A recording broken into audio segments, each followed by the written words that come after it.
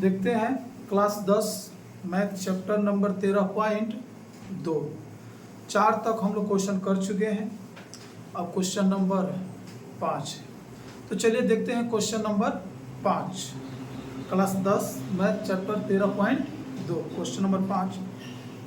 एक बर्तन एक उल्टे शंकु के आकार का है, इसकी ऊंचाई 8 सेंटीमीटर है और इसके ऊपरी सिरे जो खुला हुआ है कि त्रिज्या 5 सेंटीमीटर है। यह ऊपर तक पानी से भरा हुआ है। जब इस बर्तन में शीशे की कुछ गोलियां जिनमें प्रत्येक 0.5 सेंटीमीटर त्रिज्या वाला एक गोला है डाली जाती है, तो इसमें से भरे हुए पानी का 1/4 भाग बाहर निकल जाता है। बर्तन में डाली गई शीशे की गोलियों की संख्या ज्ञात है। एक शंकु है जो उल्टा है, ठीक है। शंकु जो है वो है उल्टा है, ध्यान से देखिएगा। ये शंकु जो है ये उल्टा है, ठीक है, और ऊपर तक पानी से भरा हुआ है।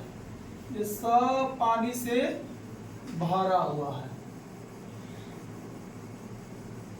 पानी से एकदम ऊपर तक भरा हुआ है। इसकी ऊंचाई जो है यहाँ से लेके यहाँ तक जो ऊंचाई है आपका 8 सेंटीमीटर है। ऊंचाई जो है वो 8 सेंटीमीटर है और इसकी त्रिज्या जो है, शंकु की जो त्रिज्या है वो है आपका 5 सेंटीमीटर का त्रिज्या है। त्रिज्या कितना है? 5 सेंटीमीटर का। ध्यान से देखिएगा, क्वेश्चन नंबर है 5। ये शंकु जो है उल्टा है, ये पूरा ऊपर तक पानी से भरा हुआ है।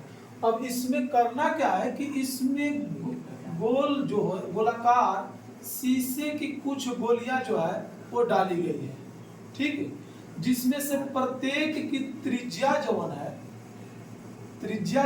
प्रत्येक की त्रिज्या जवन है वो है आपका 0.5 सेंटीमीटर। 0.5 सेंटीमीटर। प्रत्येक गोले का त्रिज्या कितना है?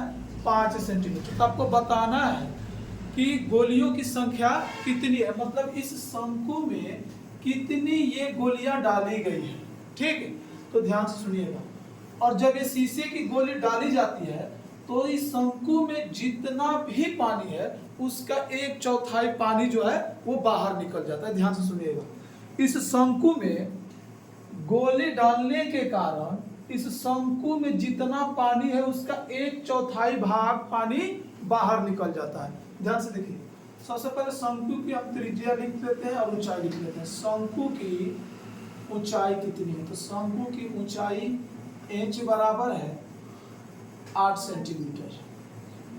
8 सेंटीमीटर और त्रिज्या इसको R1 ले लेते हैं। त्रिज्या कितना है? 5 सेंटीमीटर। त्रिज्या कितना है? 5 सेंटीमीटर। शंकु का आयतन निकाल लेते हैं। शंकु का आयतन, तो शंकु का आयतन कितना हो जाएगा? 1/3 पाई r स्क्वायर इंच, ठीक है। इसको R1 लिखे हैं, शंकु की त्रिज्या को हम R1 लिए, हो जाएगा 1/3 पाई, और R1 की जगह हम कितना लिखेंगे? 5 का स्क्वायर, और इंच की जगह कितना लिखेंगे? 8। ओके, इसको 22/7 लिख ही देते हैं। 22/7 गुना R1 की जगह कितना लिखेंगे? R1 की जगह 5 और इंच की जगह कितना लिखेंगे? 8। ये हुआ शंकु का आयतन। पाई 1/3 हो गया, पाई कौन 22/7, R1 हो गया आपका 5, अच्छा स्क्वायर है। ओके, ठीक है। ये हो गया शंकु का आयतन। मतलब इस शंकु में कितना पानी आएगा? इतना आएगा, ठीक है। और कुछ शीशे की गोली डालने के कारण, शीशे की गोली डालने के कारण इस आयतन का 1/4 पानी जो है वो बाहर निकल जाएगा। 1/4 पानी बाहर निकलेगा। तो हम लिख लेते हैं यहाँ पर बाहर निकले पानी का आयतन। पानी का आयतन तो शंकु का आयतन कितना है? 1/3 22/7, 5 पचे कितना हो जाएगा? 25 गुना में 8। अब बाहर कितना पानी निकला है? आयतन का 1/4 मतलब 1/4। ओके, काट लो इसको। 4 दूनी कितना हो जाएगा? 8 हो जाएगा। अब ये तो कटेगा नहीं कटेगा तो 25 दूनी 50 हो जाएगा। अब 22 पचे 110 और 1 0 ये है बटा में 3 सेंटीमीटर क्यूब। ओके, अरे 25 दूनी कितना हो जाएगा? 50 हो जाएगा। अब 22 पचे कितना होता है? 22 पचे 110 होता है। ठीक तो है। 1100 बटा में 3 सेंटीमीटर। 25 दूनी कितना होता है? 25 दूनी 50 हो जाएगा। और 7 दिया हो जाएगा नीचे कितना? 21 हो जाएगा। ओके, तो ये बाहर निकले पानी का आयतन है। हमें निकालना है कि इसमें जो गोलियां डाली गई है उसकी संख्या बताओ। तो हम एक काम करेंगे, बाहर निकले पानी के आयतन में अगर एक गोले के आयतन से भाग दे देंगे तो जितनी गोलियां डाली गई है उसका संख्या निकल जाएगा। अच्छा, ये किसका आयतन है? पहले ये पता करो, ये किसका आयतन है? ये बाहर निकले पानी का आयतन है ना। इतना पानी बाहर निकल गया है, तो इतना पानी बाहर निकला है किसके कारण? ये सभी गोली डाली गई है, इसी के कारण इतना पानी बाहर निकला है। मतलब ये वाला आयतन और जितना गोली इसमें डाली गई है उस सब का आयतन क्या होगा? बराबर होगा। अच्छा, एक गोले की त्रिज्या कितनी होगी? एक गोले की त्रिज्या कितनी होगी? एक गोले की त्रिज्या है 0.5 सेंटीमीटर। तो एक गोले का आयतन कितना हो जाएगा? एक गोले का आयतन हो जाएगा आपका 4/3 पाई R2 का क्यूब कर देते हैं, इसको R2 लिख देते हैं। ओके, R2 का क्यूब। तो ये कितना हो जाएगा आपका? 4/3 पाई का मान लेते हैं 22/7 और R2 की जगह कितना लिखेंगे? R2 की जगह लिखेंगे 0.5 का क्यूब लिखेंगे। तो ये हो जाएगा 4/3 पाई का मान 22/7 और ये हो जाएगा 0.5 गुना 0.5 गुना 0.5। दशमलव हटा लो, 10 दशमलव हटा दो, 10 दशमलव यहाँ से भी हटा लो, 10। ये हो जाएगा 5 दूनी 10, 5 दूनी 10, 5 दूनी ये हो जाएगा 2 दूनी 4, 2 से 2 खत्म। ओके, और ये कट जाएगा कितना? 2 से 11 बार में, तो ऊपर हो जाएगा 11 बटे कितना? 21 सेंटीमीटर क्यूब। मतलब एक गोली के इसमें आयतन कितना है जी? 11/21 सेंटीमीटर क्यूब। अब आराम से निकाल सकते हैं गोलियों की संख्या। गोलियों की संख्या, तो गोलियों की संख्या हो जाएगा बाहर निकले पानी का आयतन, बाहर निकले पानी का आयतन अब बटे में एक गोली का आयतन, एक गोली का आयतन। ध्यान से सुनिए, टोटल कितना पानी बाहर निकला है? तो 1100 बटा में 21, तो हो जाएगा 1100 बटा में 21। अब बटे कितना करेंगे? 11 बटे में 21। ये चौथा पार्ट जो है ऊपर जाएगा आपका, तो हो जाएगा 1100 बटे 21 गुने 21 ऊपर जाएगा आपका बटे में 11, 21 से 21 खत्म हो जाएगा और 11 से ये कटेगा आपका 100 बार में। तो गोलियों की संख्या कितना हुआ जी? 100 हो गया। ओके, तो गोलियों की संख्या कैसे निकला? बोला क्वेश्चन ये था कि एक शंकु जो है उल्टे आकार का है, ऊपर वाला भाग खुला हुआ है और ऊपर तक पानी भरा हुआ है। इसमें शीशे की कुछ गोली डाली गई है जिसके कारण 1/4 भाग पानी उसका जो है वो बाहर निकल जाता है। तो 1/4 भाग पानी बाहर निकलेगा, वो जो आयतन होगा वो टोटल डाली गई गोलियों की संख्या के बराबर होगा, गोलियों के आयतन के बराबर होगा। ठीक है, समझ गए? चलिए देख लीजिए। अब स्टार्ट करते हैं क्वेश्चन नंबर 6। चलिए क्वेश्चन नंबर 6 देखते हैं।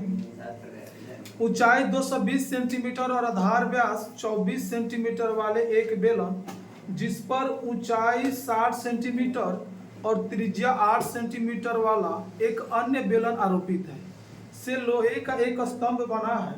इस स्तंभ का द्रव्यमान ज्ञात कीजिए, जबकि दिया है 1 सेंटीमीटर क्यूब लोहे का द्रव्यमान लगभग 8 ग्राम होता है। चलिए देखते हैं इस क्वेश्चन को।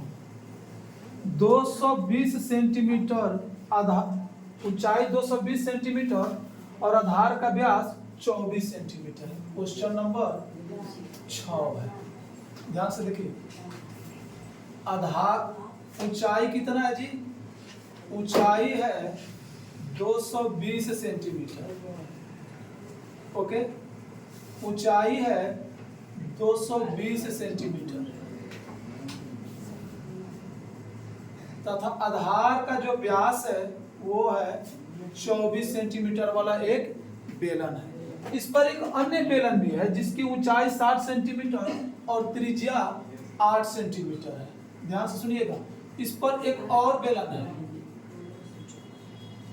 इस पर एक और बेलन है, ठीक है, जिसकी ऊंचाई जो है वो है 60 मीटर। ऊंचाई जो है कितनी है? 60 मीटर और त्रिज्या जो है आर बराबर वो है कितना? 8 सेंटीमीटर। तो इस बेलन के स्तंभ का द्रव्यमान आपको बताना है, जबकि 1 सेंटीमीटर की लोहे का द्रव्यमान होगा 8 ग्राम होगा। ओके, तो स्तंभ का डायरेक्ट यहां पर लिख देते हैं ऐसे। बड़े बेलन, इसको बड़ा बेलन ले लेते हैं और इसको हम छोटा बेलन ले लेते हैं, ठीक ना।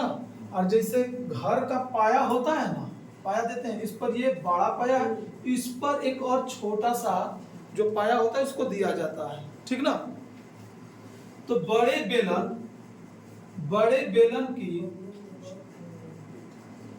बेलन की ऊंचाई कितनी होगी?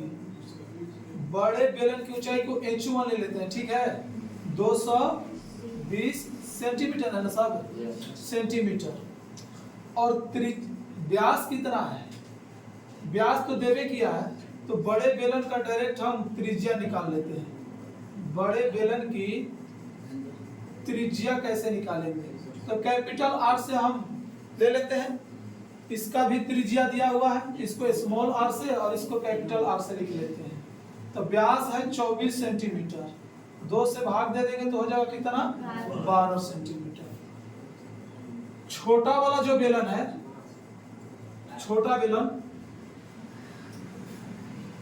बेलन की ऊंचाई,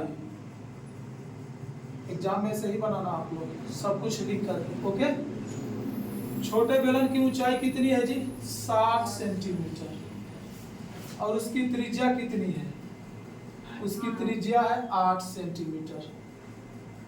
ओके, तो स्तंभ का द्रव्यमान निकालना है हमें, स्तंभ का द्रव्यमान निकालना है। तो स्तंभ का द्रव्यमान कैसे निकलेगा? ध्यान रखना, स्तंभ का द्रव्यमान निकलेगा बड़े बेलन का आयतन अब प्लस में छोटा वाला बेलन का आयतन, दोनों को जोड़ देंगे तो हो जाएगा पूरे का आयतन, पूरे का द्रव्यमान हमारा निकल जाएगा। तो यहाँ बड़े बेलन का आयतन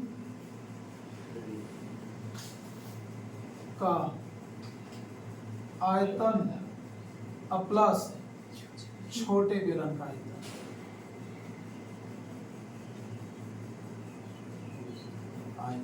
ओके, तो छोटे बेलन का आयतन, तो बड़ा बेलन का आयतन कितना हो जाएगा? हो जाएगा pi r square h plus pi r square h, और पाई का जो मान लेना है आपको वो लेना है 3.14। पाई का मान कितना लेना है? 3.14। अच्छा, इसको हम H1 लिए हैं और इसको हम H2 ले लेते हैं, ठीक ना। केवल पाई ही शायद कॉमन आएगा दोनों में से ना, तो पाई कॉमन कर लेते हैं तो बचेगा are square H1 are square H2। ये पाई का मान कितना हो जाएगा 3.14। आर कितना है, कैपिटल आर है 12, तो यहाँ डायरेक्ट 12 रखते हैं और 12 का स्क्वायर कितना कर देते हैं 144। H1 कितना है, तो H1 है 220। H1 कितना है 220, ठीक है ना, प्लस आर स्क्वायर कितना है 8। 8 का स्क्वायर करेंगे कितना हो जाएगा 64। और H2 कितना है, H2 है 60 है, तो हो जाएगा 3.14 और ये 144 में 22 से गुना कर लो पहले, हो जाएगा 4 दूनी 8 और ये हो जाएगा 2, 8 8 2 हो जाएगा आपका 8 8 8 16, 8 2 10 1 11 और ये 2 1 हो जाएगा 3, ये हो जाएगा कितना, अच्छा एक जीरो छूट रहा था, 6 चौका हो जाएगा 24, 6 36 और 2 हो जाएगा 38, 1 जीरो यहाँ भी हो जाएगा 3.14 गुना में इसको जोड़ लीजिए, ये हो जाएगा 0, 8 4 हो जाएगा 12, 8 6 14 1 हो जाएगा 15, 3 4 1 हो जाएगा 5 और ये हो जाएगा आपका 3।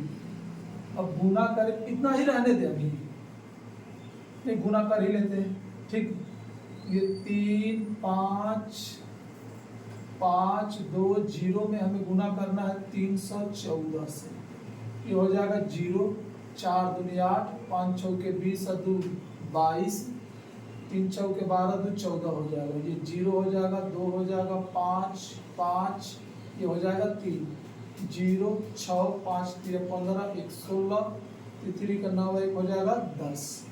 ओके,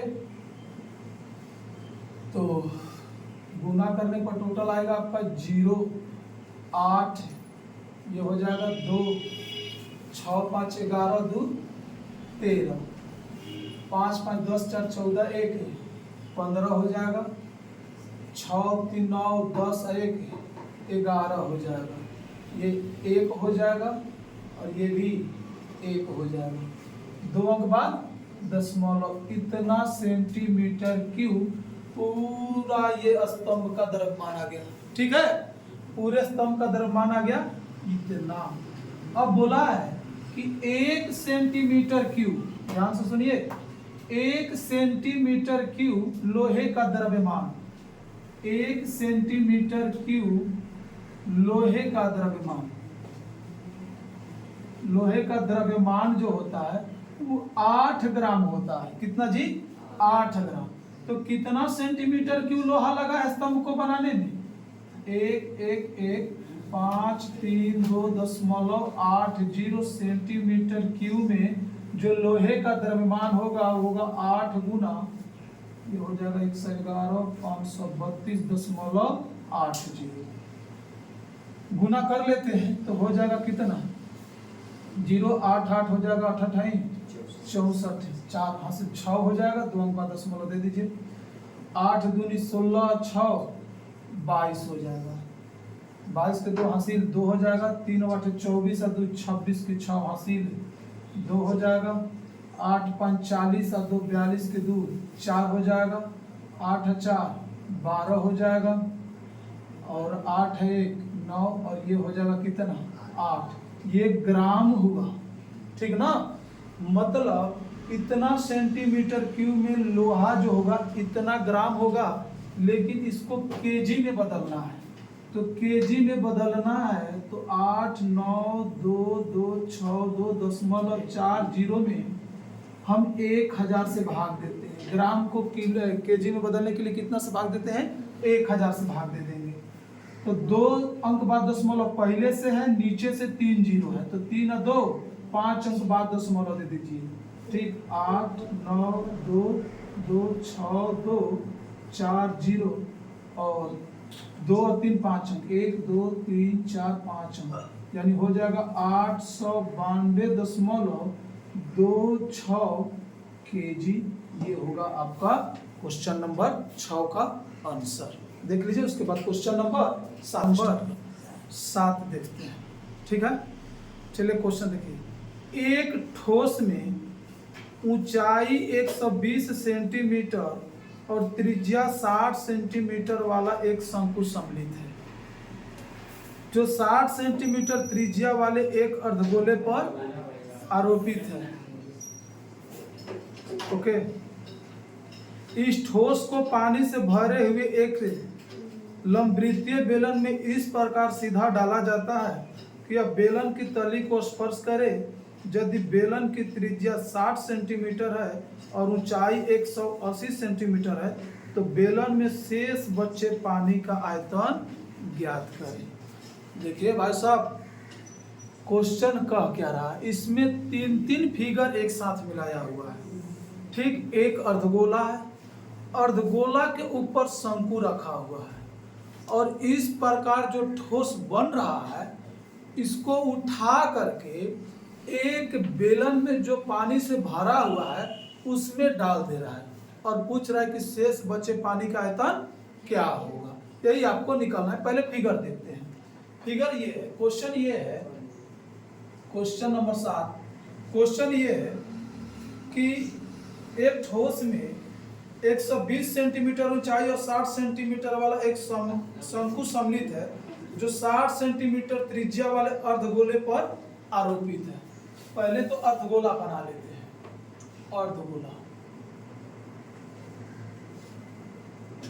अर्धगोला बना लेते हैं। इसकी त्रिज्या है 60 सेंटीमीटर। इस पर एक शंकु जो है आरोपित है। ओके, शंकु आरोपित है। 120 सेंटीमीटर जो है शंकु की ऊंचाई है।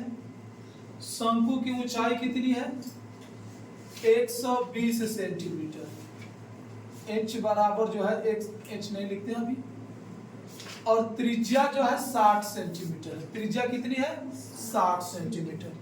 ये जो त्रिज्या है अर्धगोला का भी त्रिज्या है और शंकु का भी त्रिज्या है।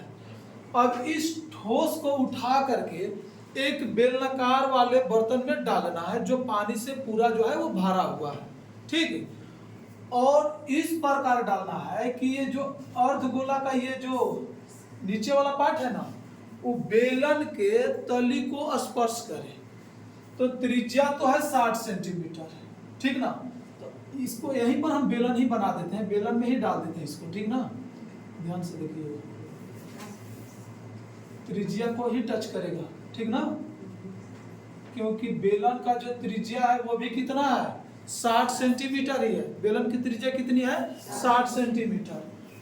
तो यहाँ बस केवल पेंदी को हम टच कर देते हैं कि ये पेंदी को टच कर रहा है बेलन, और बेलन की जो हाइट है वो शंकु से शायद ज्यादा है। कितना है? 180 सेंटीमीटर है। एक ठोस में ऊंचाई 120 सेंटीमीटर और त्रिज्या 60 सेंटीमीटर वाला एक शंकु सम्मिलित है। बेलन की त्रिज्या 60 सेंटीमीटर। अच्छा, ये बेलन की जो ऊंचाई है वो है 180 सेंटीमीटर। बेलन की ऊंचाई कितनी है? 180 सेंटीमीटर है बेलन की ऊंचाई है। और शंकु की ऊंचाई कितनी है? 120 सेंटीमीटर। शंकु की ऊंचाई कितनी है? 120 सेंटीमीटर। शायद हमने क्वेश्चन 6 से बोल दिया था 220 सेंटीमीटर, ठीक है। शंकु की ऊंचाई 120 ही है। चलिए, ये पूरा पानी से भरा हुआ था, पूरा पानी से भरा हुआ था, लेकिन जब इस ठोस को हम अंदर डालेंगे तो कुछ पानी बाहर तो भी निकलेगा, बाहर निकलेगा ना। और कितना पानी बाहर निकलेगा? उतना पानी बाहर निकलेगा जितना ये अर्धगोले का आयतन और शंकु का आयतन होगा, यानी दोनों के आयतन के बराबर जो है वो पानी जो होगा बेलन से बाहर निकलेगा। ठीक है, तो यहाँ सबका डाटा पहले हम लिख लेते हैं। ओके, तो अर्धगोले की त्रिज्या, अर्धगोले की त्रिज्या, अर्धगोले की त्रिज्या कहिए बराबर शंकु की त्रिज्या कहिए, शंकु की त्रिज्या कहिए या बेलन की त्रिज्या कहिए। बेलन की त्रिज्या कहिए। सबका त्रिज्या कितना है? 60 सेंटीमीटर है। बेलन का त्रिज्या भी 60 सेंटीमीटर है, शंकु का भी त्रिज्या 60 सेंटीमीटर है, और अर्धगोला का भी त्रिज्या कितना है? 60 सेंटीमीटर है। शंकु की ऊंचाई कितना है? शंकु की ऊंचाई जो है, शंकु की ऊंचाई, इसको h1 लिख देते हैं। शंकु की ऊंचाई जो है 120 सेंटीमीटर। ओके, और बेलन की ऊंचाई कितनी है? बेलन की ऊंचाई h2 लिख लेते हैं। बेलन की ऊंचाई कितनी है? 180 सेंटीमीटर है। सारा मामला जो है रफा दफा हो गया जब। ओके, अब जो हमें निकालना है बस उसी चीज को लिखना है।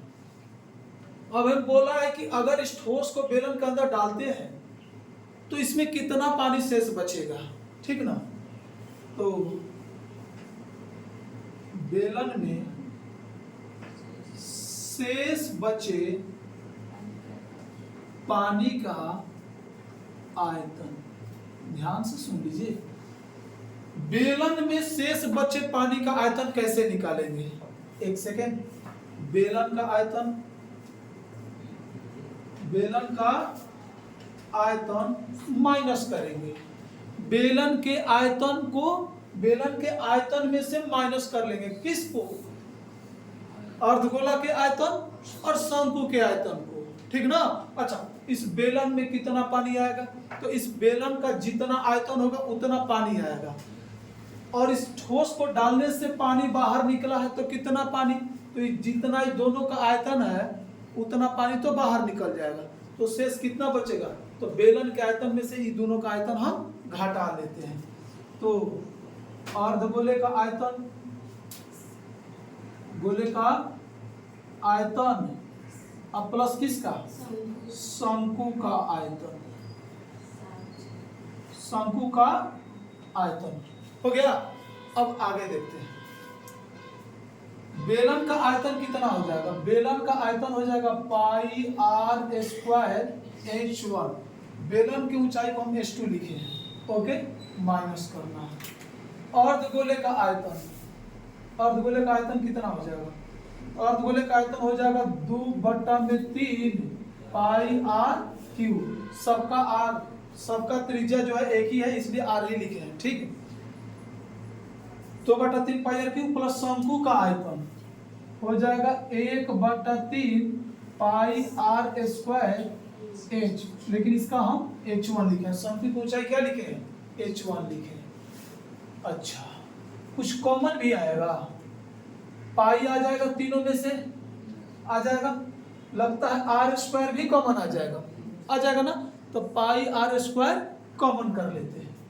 तो पाई r स्क्वायर कॉमन कर लेंगे तो बचेगा यहाँ h2 माइनस, यहाँ कितना बचेगा? 2/3 गुना में एगो r बच जाएगा। 2 r तो बाहर हो गया है, एगो r बच जाएगा।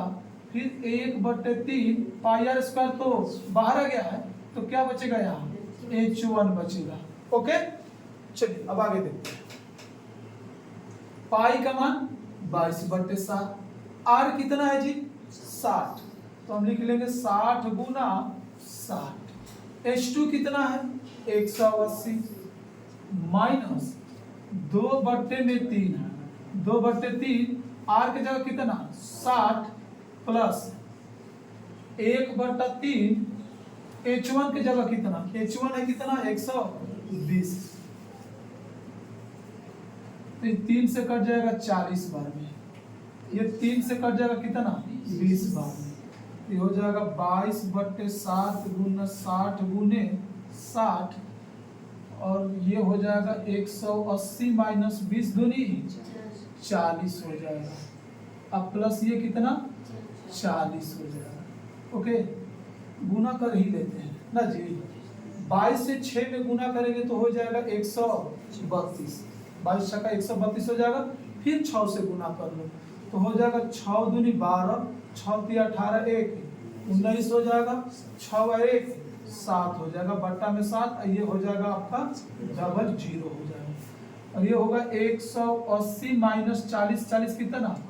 80 हो जाएगा। तो हो जाएगा 79200 बट्टा में 7 और गुना ये कितना हो जाएगा 100 हो जाएगा। तो हो जाएगा 792 4 को 0 हो जाएगा बटा कितना 7 7 से भाग दे दीजिए एक बार में 7 से ये एक बार में जाएगा 2 बचेगा 7 दिया कितना होगा 21 फिर 1 बचेगा तो 7 1 92 3 बचेगा 7 के 28 2 बचेगा तो हो जाएगा कितना ये 20 हो जाएगा 7 दूनी 14 6 बचेगा तो ये 60 हो जाएगा ठीक है।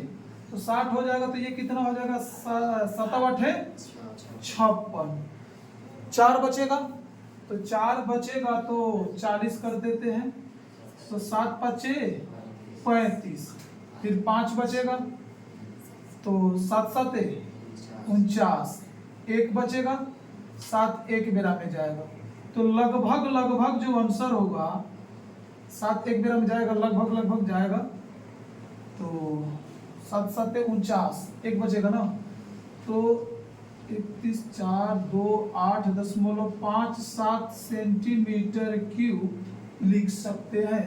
इतना सेंटीमीटर क्यूब जो होगा वो बेलन में पानी बचेगा।